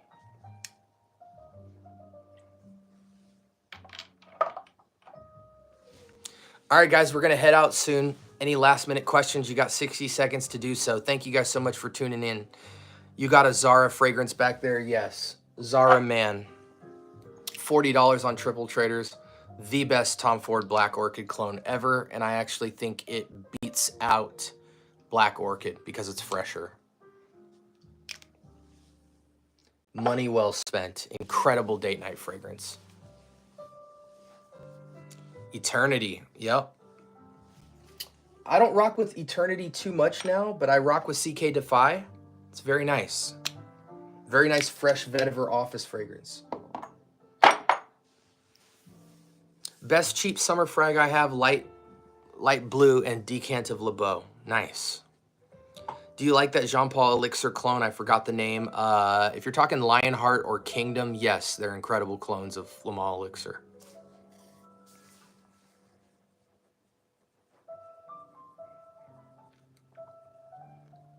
Out of all of your collection, what do you wear the most? Nothing.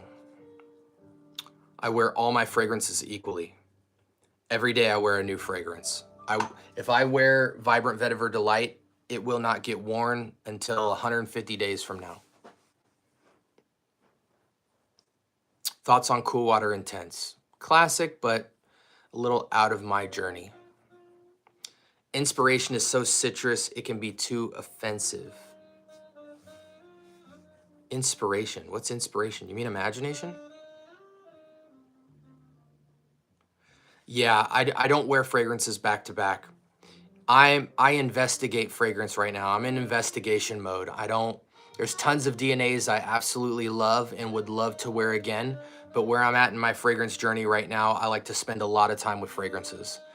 And I like to put my nose on a lot of DNAs, and really, in many ways, I'm still new in my fragrance journey in that I am still in the exploring phase. Yeah, most Louis Vuitton fragrances, Lachlan, are off-putting at some point, but it's still a good DNA. Out of all of the LV fragrances, I prefer Roja Parfums Elysium over all LV fragrances, simply because they put more woods and vetiver in the base. Makes it more masculine. I had Paco Rabanne Ultra Red Man. Wasn't my best, too fruity. I get that. All right, guys, thank you so much for tuning in. Appreciate you. If there's any questions I asked that I didn't answer due to the chat just being flooded, please put it in the comments section. I will answer your question in less than 24 hours. I really appreciate you guys so much for tuning in. Like, comment, and subscribe if you're new to the channel. We drop episodes every single day, and I always have an awesome time in the lives with you guys. To answer Lachlan's last question, and then I'm going to sign off, what is your most chocolate-smelling fragrance? Zara Man. This has cacao, patchouli, orchid, and it has a chocolate cake scent to it. Best clone of Black Orchid from Tom Ford, and it is better than Tom Ford Black Orchid. And it has a heavy dose of cacao and patchouli which gives it a chocolate cake and orchid feel. And this is one of the best clones of 2025, in my opinion. Wore it on my birthday date night with wifey to a luxurious restaurant and got nothing but compliments on it.